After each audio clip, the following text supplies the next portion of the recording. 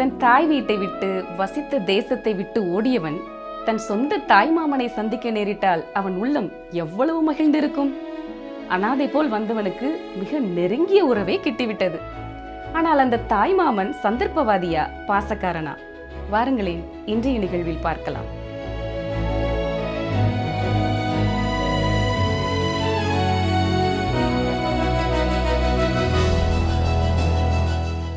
நேற்றும் இன்றும் என்றும் மாறாத கர்த்தருடைய நாமத்தினாலே உங்களை அன்போடு வாழ்த்துகிறோம்.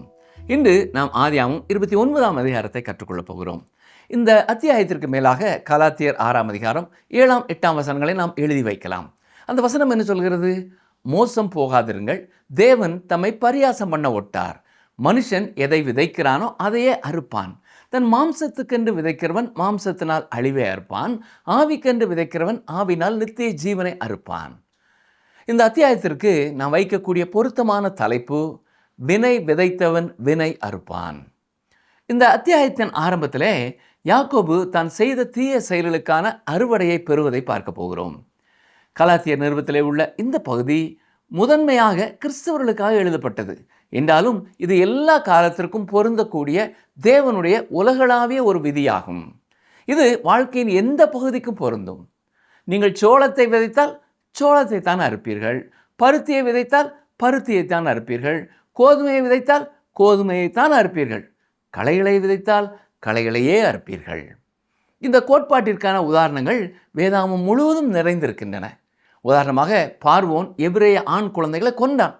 காலப்போக்கிலே அவனுடைய மகனும் சங்கார தூதனால் கொல்லப்பட்டான். ஆகாப் பொய் குற்றச்சாட்டுகள் மூலம் நாபோத்தை கொண்டான். நாய்கள் அவன் இரத்தத்தை நக்கின. நாய்கள் நாபோத்தின் இரத்தத்தை நக்கியது போலவே ஆகாபின் இரத்தத்தையும் நக்கும் என்ற செய்தியுடன் தேவன் தமது தீர்க்கதரிசியாகிய எலியாவை அவனிடத்தில் அனுப்பினார். அது அப்படியே நிறைவேறியது. தாவீது கூட இது தன் சொந்த வாழ்க்கைக்கு பொருந்தக்கூடிய ஒரு மாறாத விதி என்பதை கண்டுகொண்டார். அவர் விபச்சாரம் மற்றும் கொலை போன்ற பயங்கரமான பாவங்களை செய்தார். தேவன் அவருடைய பாவத்தை மன்னித்தார், உண்மைதான். இருந்தாலும் அவர் எதை விதைத்தாரோ அதையே அறுக்க வேண்டியது இருந்தது. அவருடைய சொந்த மகளே பாலியல் வன்கொடுமைக்கு ஆளானாள். அவருடைய மகன் கொல்லப்பட்டான். அப்போஸ்தலனாகிய பவுல் கூட இந்த விதியின் பாரத்தை உணர்ந்திருந்தார். ஸ்தேவான் கல்லெறியப்பட்ட பொழுது அவர் அதற்கு சம்மதம் தெரிவித்தவர் தான். பின்னர் பவுல் லீஸ்தீரா பட்டணத்திற்கு வெளியே கொண்டு செல்லப்பட்டு கல்லெறியப்பட்டு செத்துப்போனான் என்று நினைத்து அப்படியே போட்டுவிட்டு போய்விட்டார்கள். இந்த மாறாத விதிக்கு யாக்கோபு ஒரு மிகச்சிறந்த உதாரணமாக திகழ்கிறார். யாக்கோபு தனது சொந்த புத்திசாலித்தனத்தை நம்பி வாழ்ந்தவர். அவர் ஓரளவு கர்வமும் சாமர்த்தியமும் கொண்டவராக இருந்தார். அவர் ஏமாற்று வேலைகளையும் செய்திருந்தார். தனது நோக்கத்தை நிறைவேற்றிக் கொள்ள அவர் மட்டமான முறைகளை கையாள தயங்குகிறதில்லை. தனது சாமர்த்தியத்தை குறித்து அவர் பெருமிதம் கொண்டிருந்தார். ஆனால் அவர் எதை விதைத்தாரோ அதை அவர் அறுக்கப் போகிறார். நாம் இந்த அத்தியாயத்திற்கு வரும்பொழுது யாக்கோபு பெத்தேலை விட்டு தனது பயணத்தை தொடர்கிறார். ஒரு குறிப்பிட்ட காலத்திற்கு பிறகு, அது எவ்வளவு காலம் என்று நமக்கு தெரியவில்லை, அவர் ஆரான் ஊருக்கு வந்து சேர்கிறார். பாருங்கள், ஆதியாகமம் 29ஆம் அதிகாரம் முதல் 3 வசனங்கள். யாக்கோபு பிரயாணம் பண்ணி கீழ்த்திசையாரின் தேசத்தில் போய் சேர்ந்தான். அங்கே வயல்வெளியிலே ஒரு கிணற்றையும் அதன் அருகே மடக்கி இருக்கிற 3 ஆட்டு மந்தைகளையும் கண்டான். அந்த கிணற்றிலே மந்தைகளுக்கு தண்ணீர் காட்டுவார்கள். அந்த கிணற்றின் வாய் ஒரு பெரிய கல்லினால் அடைக்கப்பட்டிருந்தது. அவ்விடத்தில் மந்தைகள் எல்லாம் சேர்ந்த பின் கிணற்றின் வாயில் இருக்கும் கல்லை மேய்ப்பர் புரட்டி ஆடுகளுக்கு தண்ணீர் காட்டி மறுபடியும் கல்லை முன்னிருந்தபடி கிணற்றின் வாயில் வைப்பார்கள். அந்த நாட்டில் தண்ணீரின் முக்கியத்துவத்தை நாம் இங்கே பார்க்கிறோம். இன்னும் கூட அது அங்கே மிக முக்கியமான ஒரு பொருளாக இருக்கிறது. ஏனென்றால் பல இடங்களிலே அங்கே தண்ணீர் பற்றாக்குறை இருக்கிறது. தண்ணீர் சிக்கனமாக பயன்படுத்தப்பட வேண்டும் மற்றும் பாதுகாக்கப்பட வேண்டும். அதனால்தான் பகல் பொழுதிலே ஒரு குறிப்பிட்ட நேரத்தில் மட்டும் கிணற்றின் மேலிருக்கும் கல் அகற்றப்பட்டது. அப்பொழுது அனைவரும் தங்கள் ஆடுகளுக்கு தண்ணீர் காட்டினார்கள். ஒவ்வொருவரும் தங்களுக்கு தேவையான தண்ணீரை பெற்றுக்கொண்டார்கள். பின் கிணற்றை மூடுவதற்காக அந்த கல் மீண்டும் அதன் மேல் வைக்கப்பட்டது. இப்பொழுது கிணற்றிலிருந்து கல்லை அகற்றுவதற்கு முன்பே யாக்கோபு அந்த இடத்திற்கு வந்து சேருகிறார். நன்றாக கவனிங்கள், அவர் எப்பொழுதும் போலவே இப்பொழுதும் மிகுந்த தன்னம்பிக்கையுடனும் கர்வத்துடனும் இருக்கிறார். ஆதியாகமம் 29, 4, 5 வசனங்கள். யாக்கோபு அவர்களை பார்த்து, சகோதரரே, நீங்கள் எவ்விடத்தார் என்றான். அவர்கள், நாங்கள் ஆரான் ஊரார் என்றார்கள். அப்பொழுது அவன், நாகோரின் குமாரனாகிய லாபானை அறிவீர்களா என்று கேட்டான். அறிவோம் என்றார்கள். அங்கே நின்ற மேய்ப்பருக்கு லாபானை தெரியும். ஆனால் யாக்கோபுக்கு லாபானை குறித்து தெரியாது. இனிமேல் தான் லாபான் யார் என்பதை யாக்கோபு கண்டுகொள்ளப் போகிறார். பாருங்கள், ஆதியாகமம் 29 6 7 வசனங்கள். அவன் சுகமாயிருக்கிறானா என்று விசாரித்தான். அதற்கு அவர்கள், சுகமாயிருக்கிறான். அவன் குமாரத்தியாகிய ராகேல் அதோ ஆடுகளை ஓட்டி கொண்டு வருகிறாள் என்று சொன்னார்கள். அப்பொழுது அவன், இன்னும் வெகு பொழுது இருக்கிறதே, இது மந்தைகளை சேர்க்கிற வேளை அல்லவே, ஆடுகளுக்கு தண்ணீர் காட்டி இன்னும் மேய விடலாம் என்றான். யாக்கோபு சொல்வதை கவனித்தீர்களா? முதல் முறையாக புதிய ஒரு இடத்திற்கு வந்திருக்கிறார். இப்படி வந்து கொண்டு அவர்கள் எப்பொழுது ஆட்டிற்கு தண்ணீர் காட்ட வேண்டும், எப்பொழுது அதை மேய விட வேண்டும் என்று அவர்களுக்கு சொல்லிக் கொடுக்கிறார். இது அவருடைய குணத்தை மேலும் நமக்கு வெளிப்படுத்துகிறது. பாருங்கள், ஆதியாகமம் 29:8. அதற்கு அவர்கள், எல்லா மந்தைகளும் சேரும் முன்னே அப்படி செய்யக்கூடாது. சேர்ந்த பின் கிணற்றின் வாயிலுள்ள கல்லை புரட்டுவார்கள், அப்பொழுது ஆடுகளுக்கு தண்ணீர் காட்டுவோம் என்றார்கள். யாக்கோபு தனது தகப்பன் வீட்டிலே அவர்களுக்கென்று வைக்கப்பட்டிருந்த துறவுகளிலே தண்ணீர் காட்டி ஆடுகளை திரும்ப திரும்ப மேய விடுவதை கவனித்திருக்கலாம். ஆனால் இங்கே பெரிய ஒரு ஊரிலே அநேகருடைய மந்தை இருப்பதனாலே அவர்களுடைய பழக்கம் அறியாதவராய் இருந்தார். சரியான சூழ்நிலையை சரியானபடி அறிந்து கொள்ளாமல் அவசரப்பட்டு பேசுவது யாக்கோபுடைய அறிவீனத்தை வெளிப்படுத்துகிறதா இருக்கிறது. பிரியமானவர்களே, நம்முடைய வாழ்க்கையிலே எந்த ஒரு காரியத்தையும் பரிபூர்ணமாய் அறிந்து கொள்ளாமல் நாம் பேச முற்படுவோம் என்றால், நமக்கு இருக்கிற கொஞ்ச அறிவை கொண்டுதான் நாம் அந்த சூழ்நிலையை மதிப்பிடுவோமே ஒழிய நம்முடைய மதிப்பீடு சரியான மதிப்பீடாக இருக்காது. சரி, தொடர்ந்து அங்கே என்ன நடக்கிறது பாருங்கள். ஆதியாகமம் 29:9. அவர்களோடே அவன் பேசி கொண்டிருக்கும் போதே தன் தகப்பனுடைய ஆடுகளை மேய்த்து கொண்டிருந்த ராகேல் அந்த ஆடுகளை ஓட்டி கொண்டு வந்தாள். ராகேல் ஆடு மேய்க்கிற ஒரு பெண்மணி. இந்த நாட்களைப் போல அந்த நாட்களிலேயும் பெண்கள் ஆடுகளை மேய்க்க சென்றிருக்கிறார்கள். ஆதியாகமம் 29:10. யாக்கோபு தன் தாயின் சகோதரனான லாபானுடைய குமாரத்தியாகிய ராகேலையும் தன் தாயின் சகோதரனாகிய லாபானின் ஆடுகளையும் கண்டபோது யாக்கோபு போய் கிணற்றின் வாயிலிருந்த கல்லை புரட்டி தன் தாயின் சகோதரனாகிய லாபானின் ஆடுகளுக்கு தண்ணீர் காட்டினான். லாபானுடைய மந்தைக்கு தண்ணீர் காட்டும்படி யாக்கோபிடத்தில் யார் சொன்னார்கள்? இது நமக்கு தெரியவில்லை. ஆனால் அவர் அதை செய்தார். யாக்கோபு யாருடைய சட்டத்தையும் பின்பற்றுகிறவர் அல்ல. அவர் எப்பொழுதும் தனது சொந்த சட்டத்தையே பின்பற்றுகிறவர். தனது வாழ்க்கை பயணத்திலே, அதாவது அவருடைய வாழ்க்கையின் முற்பகுதியிலே, விளையாட்டிற்கான விதிகளை அவரே உருவாக்கி கொண்டார். அவர் கற்றுக்கொள்ள வேண்டிய ஒரு மிகப்பெரிய பாடம் இருக்கிறது. அதை அவருக்கு கற்றுக் கொடுக்க போகிறவர் மாமா லாபான் தான். ஆதியாகமம் 29:11 பாருங்கள். பின்பு யாக்கோபு ராகேலை முத்தம் செய்து சத்தமிட்டு அழுது. இந்த வசனம் ஒரு வினோதமான வசனமாகவே தெரிகிறது. மாமாவின் மகளை முத்தம் செய்கிறார். சரி, ஏன் அழ வேண்டும்? ஒருவேளை வீட்டை விட்டு மிக நெடுந்தொலைவு பயணம் செய்து வந்திருக்கிறார். தன்னந்தனியாக வந்திருக்கிறார். இதை நாம் புரிந்து கொள்ள வேண்டும். பெத்தேலிலிருந்து புறப்பட்டு கலிலேயா கடல் வரை வந்து மீண்டுமாக சீரியா வந்து சேர வேண்டும். வழியிலே அதிகமான பாலைவனமான பகுதி உண்டு. எல்லாவற்றையும் தாண்டி அவர் வந்திருக்கிறார். வழியிலே பல அனுபவங்களை அவர் பெற்றிருக்கலாம். வந்தவுடனேயே அவர் கண்ட மனிதரிடத்திலே மிக சாதாரணமாக பல நாட்கள் பழகின ஒருவரை போல பேசுகிறார். அவர்களிடத்திலே பல கேள்விகளை கேட்கிறார். யாரும் எதுவும் கூறாமல் மாமாவின் ஆடுகள் வந்தபொழுது கிணற்றின் கல்லை புரட்டி தண்ணீர் காட்டுகிறார். எனவே அவர் மாமாவின் மகளை முத்தம் செய்து வாழ்த்திய பொழுது தன் குடும்பத்தில் ஒரு அங்கத்தினரை கண்ட அந்த உணர்ச்சி பெருக்கிலே அவர் அழுதிருக்கலாம். இது ஒன்றே இந்த பகுதிக்கு நாம் கொடுக்கக்கூடிய ஒரு விளக்கம். சரி, ஆதியாகமம் 29:12. தான் அவள் தகப்பனுடைய மருமகன் என்றும் ரெபேக்காளின் குமாரன் என்றும் ராகேலுக்கு அறிவித்தான். அவள் ஓடி போய் தன் தகப்பனுக்கு அறிவித்தாள். எபிரேய மொழியிலே யாக்கோபு தன்னை அவளுடைய தகப்பனின் சகோதரன் என்று சொல்வதாக கூறப்பட்டிருக்கிறது. எபிரேய மொழியானது நாம் இன்று கடைபிடிப்பது போன்ற பல உறவுமுறை வேறுபாடுகளை பயன்படுத்தவில்லை. இன்று நாம் உறவுமுறைகளை மிக நுணுக்கமாக பிரித்து வைத்திருக்கிறோம். ஆனால் அக்காலத்திலே ஒருவருக்கொருவர் உறவினர் என்றால் அவர்கள் சகோதரன் என்றே அழைக்கப்பட்டார்கள். ஆனால் தமிழிலே இது மிகச் சரியாகவே மொழிபெயர்க்கப்பட்டிருக்கிறது. ஆதியாகமம் 29:13 பாருங்கள். லாபான் தன் சகோதரின் குமாரனாகிய யாக்கோபுடைய செய்தியை கேட்டபோது அவனுக்கு எதிர்கொண்டு ஓடி அவனை கட்டி கொண்டு முத்தம் செய்து தன் வீட்டுக்கு அழைத்து கொண்டு போனான். அவன் தன் காரியங்களை எல்லாம் விபரமாய் லாபானுக்கு சொன்னான். யாக்கோபு பேசுவதற்கு அநேக விஷயங்களை வைத்திருப்பார் என்று நான் நினைக்கிறேன். இரவு உணவின் போது தனது அண்ணனை ஏமாற்றி எப்படி சேஷ்ட புத்திர பாகத்தை பெற்றார் என்றும், ஆசீர்வாதத்தை பெறுவதற்கு அவர் கையாண்ட தந்திரங்கள் என்னவென்றும், தான் எவ்வளவு சாமர்த்தியசாலி என்றும் அவர் அவர்களிடத்திலே கதை கதையாக சொல்லி சந்தோஷப்பட்டிருப்பார். அநேகமாக அவர் பெத்தேலிலே கழித்த அந்த இரவை பற்றியும் அவர் சொல்லியிருப்பார். இந்த காரியங்களை எல்லாம் அவன் லாபானுக்கு விவரித்து சொன்னான் என்று நாம் இங்கே வாசிக்கிறோம். ஆதியாகமம் 29:14 பாருங்கள். அப்பொழுது லாபான், நீ என் எலும்பும் என் மாம்சமானவன் என்றான். 1 மாதம் வரைக்கும் யாக்கோபு அவனிடத்தில் தங்கினான். இவன் தன் மருமகன்தான் என்று இப்பொழுது லாபான் உறுதி செய்து கொள்கிறான். நீ என் உறவினன், எனவே உள்ளே வா, உன் சொந்த வீடாக நினைத்து தங்கு என்று கூறுகிறான். இப்பொழுது 1 மாதம் கடந்து விட்டது. என்ன நடக்கிறது என்று பாருங்கள். யாக்கோபு வேலை எதுவும் செய்யவில்லை. அவர் வெகு தூரத்தில் இருந்த ஒரு தேசத்திலிருந்து வந்த மருமகன் தன் மாமாவை பார்க்க வந்திருக்கிறார். அங்கே தங்குவதற்கும் உணவிற்கும் பணம் எதுவும் கொடுக்க தேவையில்லை என்று அவர் நினைத்திருப்பார். அந்த காலகட்டத்திலே அவர் மாமாவின் மகளான ராகேலை நேசிக்க துவங்குகிறார். குறைந்தபட்சம் அவர் அவளை ஒரு கண் வைத்தே கவனித்து வந்திருப்பார். அவளும் அவரை அதே போல கவனித்து வந்திருப்பாள் என்று நாம் வைத்துக் கொள்ளலாம். அடுத்ததாக நடந்த அந்த சம்பவம் ஒரு நாள் காலை உணவின் போது நடந்திருக்கும் என்று நினைக்கிறேன். பாருங்கள், ஆதியாகமம் 29:15.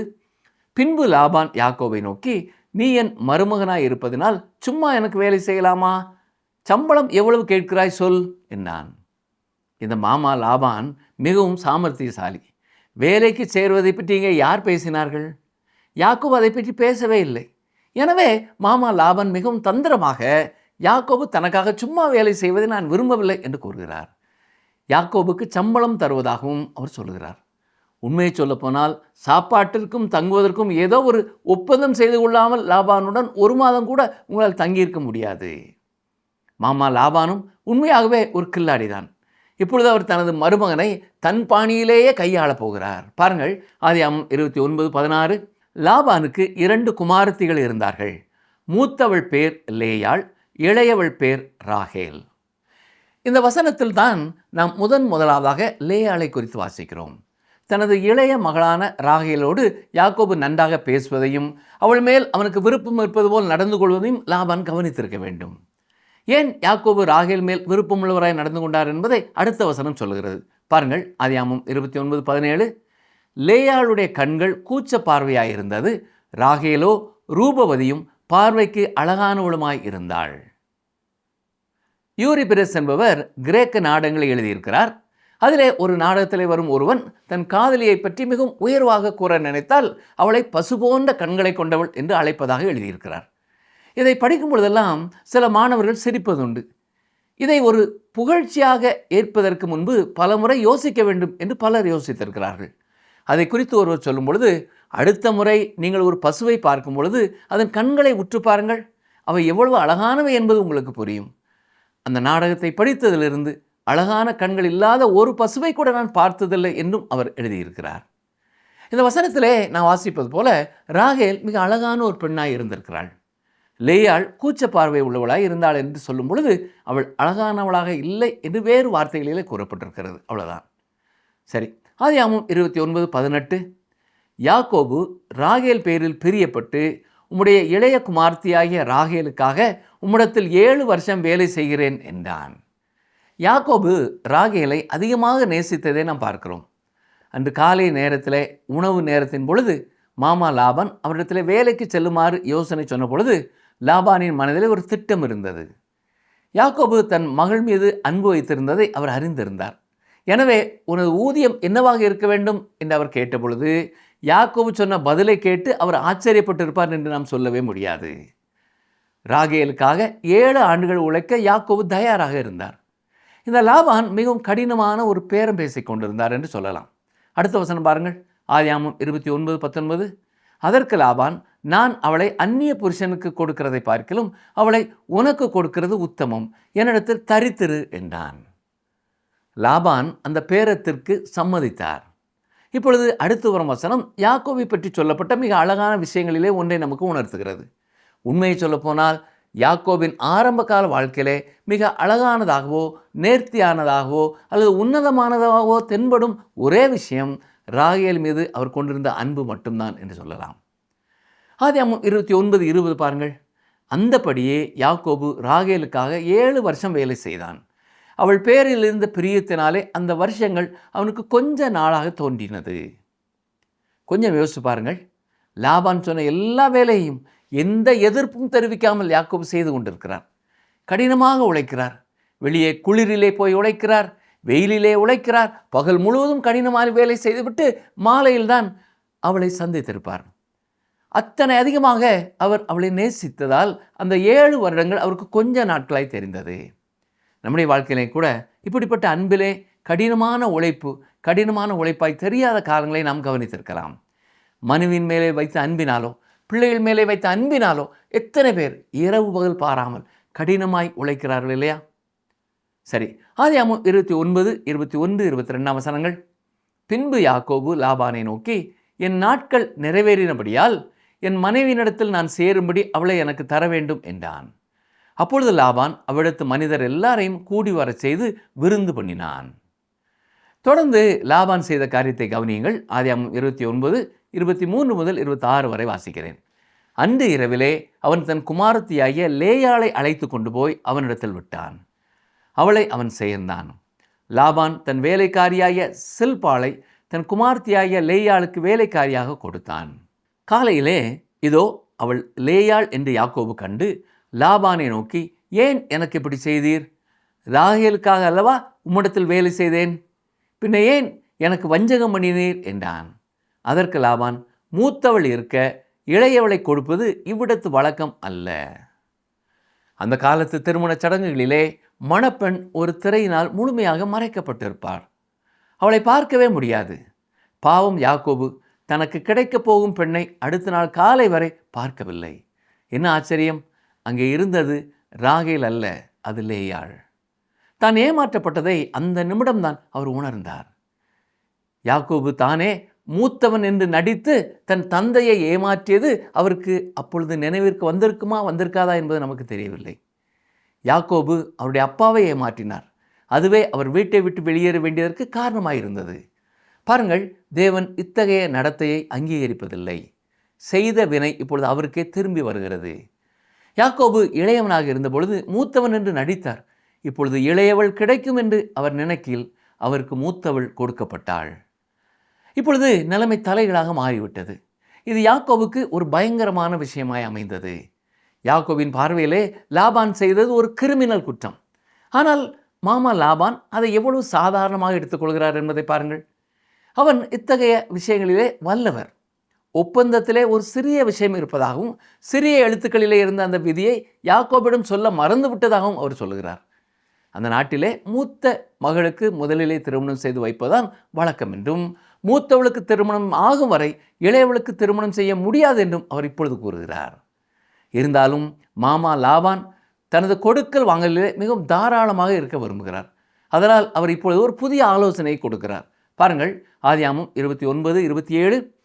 இவளுடைய 7 நாளை நிறைவேற்று, அவளையும் உனக்கு தருவேன், அவளுக்காகவும் நீ இன்னும் 7 வருஷம் என்னிடத்திலே வேலை செய் என்றான். இந்த புதிய வாரம் மற்றும் ஒரு 7 ஆண்டுகளை குறிக்கிறது. இதை நீங்கள் கவனிக்க வேண்டும். மாமா லாபான் தன் உழைப்பிற்கேற்ற லாபத்தை முழுமையாக பெற்றுக்கொள்கிறார் இல்லையா?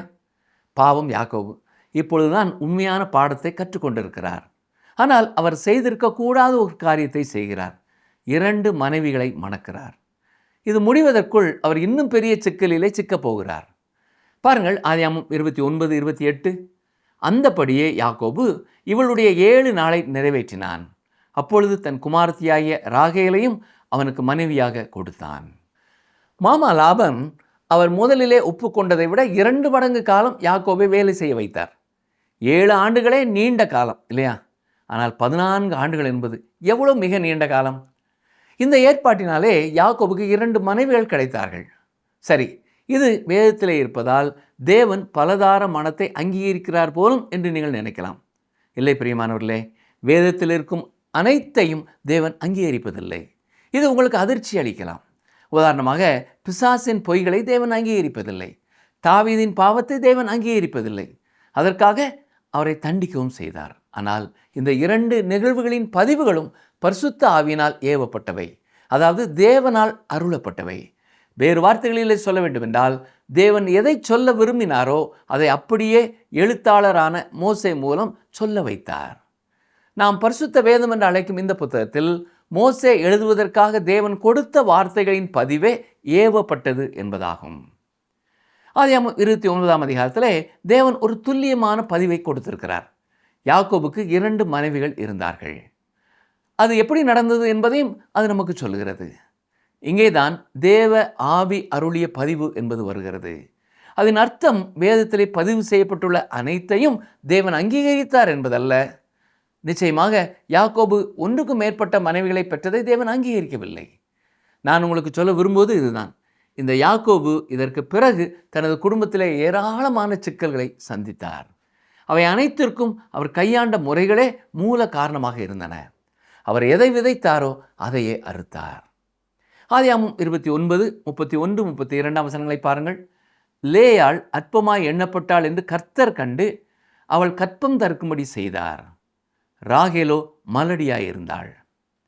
லேயாள் கற்பவதியாகி ஒரு குமாரனை பெற்று கர்த்தர் என் சிறுமையை பார்த்தருளினார், இப்பொழுது என் புருஷன் என்னை நேசிப்பார் என்று சொல்லி அவனுக்கு ரூபன் என்று பெயரிட்டாள்.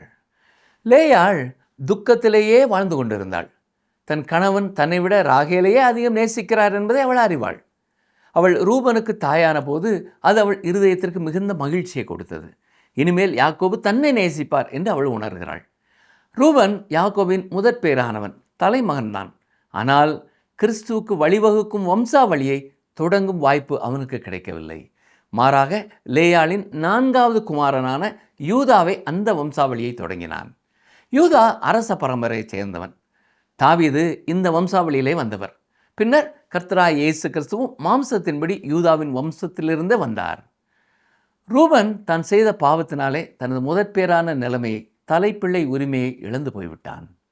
லேவி ஆசாரிய கோத்திரமானார். யாக்கோபின் மிகச்சிறந்த மகன்கள் சிலருக்கு லேயாளே தாயாய் இருந்தாள். யாக்கோபின் வாழ்க்கையை ஒரு கண்ணாடியாக வைத்து பார்க்கும்போது நம்முடைய ஆவிக்குரிய பயணத்திற்கு தேவையான ஒரு முக்கியமான முடிவை நாம் எடுக்க முடிகிறது.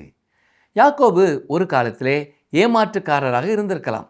ஆனால் தேவன் அவரை ஒரு இஸ்ரவேலாக மாற்ற விரும்பினார். அந்த மாற்றத்தின் ஒரு பகுதியாகவே யாக்கோபு தான் செய்த அதே ஏமாற்று வேலையை தனது வாழ்க்கையிலே அனுபவிக்க வேண்டியதாக இருந்தது. இது தேவன் கொடுக்கும் தண்டனை என்பதை விட அவர் நமக்கு புகட்டும் பரிசுத்தமான பாடம் என்றுதான் நாம் சொல்ல வேண்டும். தேவனுடைய நீதி மாறாதது. கலாத்தியர் 6ஆம் அதிகாரம் 7ஆம் வசனத்திலே சொல்லப்பட்டபடி நாம் எதை விதைக்கிறோமோ அதைத்தான் அறுப்போம். யாக்கோபு தனது தந்தையே மாற்றினார். இப்பொழுது மாமாவால் ஏமாற்றப்படுகிறார். நாம் செய்யும் ஒவ்வொரு செயலும் ஒரு விதையை போன்றது. அது ஒரு நாள் அறுவடைக்கு வரும் என்பதை நாம் மறந்து போகக்கூடாது. மேலும் நமக்கு மன்னிப்பு உண்டு, ஆனால் விளைவுகள் உண்டு. தேவன் யாக்கோபை நேசித்தார், அவனை ஆசீர்வதித்தார். ஆனால் அவர் செய்த பாவத்தின் விளைவுகளை அவர் சந்திக்க வேண்டியது இருந்தது. தேவன் நம்முடைய பாவங்களையும் மன்னித்தாலும் நாம் விதைத்த தவறான செயல்களின் பலனை அனுபவிக்க நேரிடும். இதை நாம் மறந்து போகக்கூடாது. குழப்பங்களுக்கு மத்தியிலேயும் தேவன் தன்னுடைய திட்டத்தை நிறைவேற்றுவார். யாக்கோபு, லாபான், லேயாள் என மனிதர்களுக்கிடையே தந்திரங்களும் ஏமாற்றுகளும் பொறாமைகளும் நிறைந்திருந்தாலும் தேவன் தம்முடைய மீட்பின் திட்டத்தை நிறுத்தவில்லை. ராகேலை விட லேயாள் அற்பமாய் எண்ணப்பட்ட போதும் அவளுடைய வம்சத்தின் வழியாகவே மேசியாவாகிய இயேசு கிறிஸ்து இந்த உலகத்திற்கு வந்தார். 7 ஆண்டுகளை சில நாட்களாக கருதி யாக்கோபு உழைத்த அந்த அன்பு நம் தேவன் மேலே வைத்திருக்க வேண்டிய அன்பிற்கு ஒரு அடையாளமாயிருக்கிறது. என் சத்தத்தை கவனித்துக் கொண்டிருக்கிறாருமே அனவர்களே, இன்று நாம் எதை விதைத்து கொண்டிருக்கிறோம்? மாம்சத்தின் நிச்சயங்களையா அல்லது ஆவியின் கனிகளையா? யாக்கோபை போல சாமர்த்தியமாக வாழ்வதை விட தேவனுடைய சித்தத்திற்கு பணிந்து வாழ்வதே மேலானது. நம்முடைய கடந்த கால தவறுகளை ஒப்பு கொடுத்து ஆவிக்கென்று விதைக்கிறவன் ஆவியினால் நித்திய ஜீவனை அறுப்பான் என்ற வாக்குத்தத்தத்தை பற்றி பிடித்துக் கொள்வோம். கர்த்தர் நிச்சயம் உங்கள் வாழ்க்கையும் ஆசீர்வதிப்பார் என்பதிலே சந்தேகமில்லை.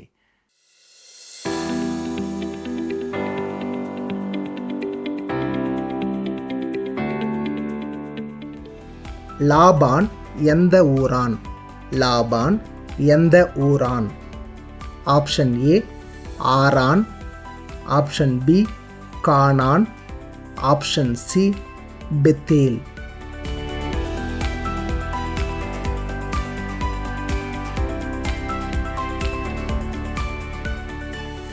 விதைத்ததை லாபான் ஒவ்வொரு நிமிடமும் தன் மாமன் வீட்டில் அறுப்பதை இன்றைய நிகழ்ச்சி மூலம் பார்த்தோம் நேயர்களே. ஏமாற்றப்படுபவரின் வேதனை இப்பொழுது யாக்கோபுக்கு புரிந்திருக்கும். நம்மை கூட யாராவது ஏமாற்றி இருப்பார்கள் என்றால் கவலை வேண்டாம், தேவன் தம் கணக்கில் வைத்திருக்கிறார். நாமும் நம்மை சீர்தூக்கி பார்க்க இது ஒரு தருணம். யாக்கோபு ராகேலை நேசித்ததினால் 7 வருடங்கள் அவனுக்கு 7 நாட்கள் போல் இருந்தது. நாமும் தேவனை முழு இருதயத்தோடும் முழு ஆத்மாவோடும் நேசிக்கும் போது இவ்வுலக பாடுகள் எதுவும் நமக்கு ஒரு பொருட்டாக இருக்காது. இந்த நிகழ்ச்சி உங்களுக்கு பிடிச்சிருக்கா? அப்ப இப்பவே மிஸ்டர் கால் கொடுங்க. பரிசு வெல்றது நீங்களாவும் இருக்கலாம்.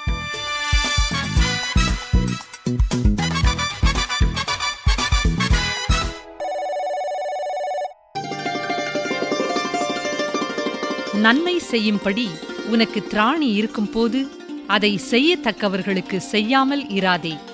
நீதிமொழிகள் 3:27.